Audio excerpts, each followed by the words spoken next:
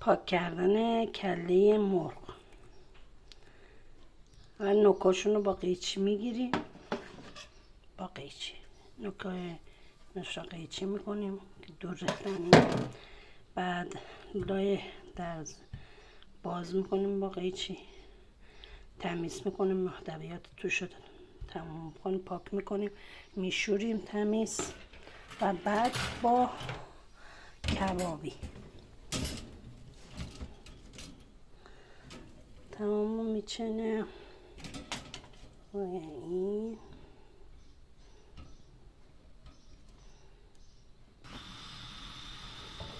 رو آتیش میگیریم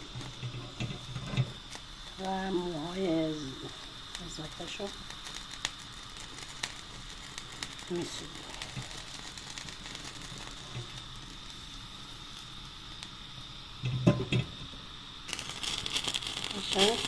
سرخشون میکنیم، نه که بسوزه، بعد که تمام موهاشون اینا گرفته بشه، موی قدش نباشه یا اینکه مثلا پری چیزی قدش نباشه.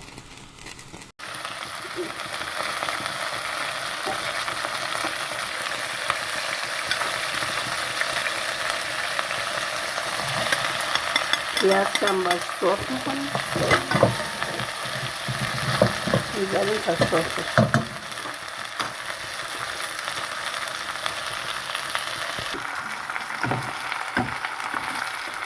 قاشق هم رو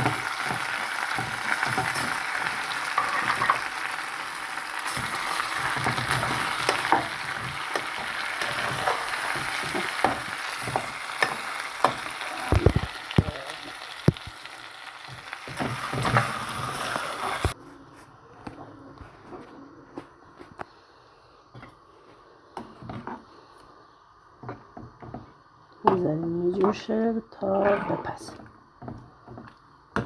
تقریبا نیم ساعت یه ساعتی میپسه. این هم از نتیجه کار. بخورین نوش جان.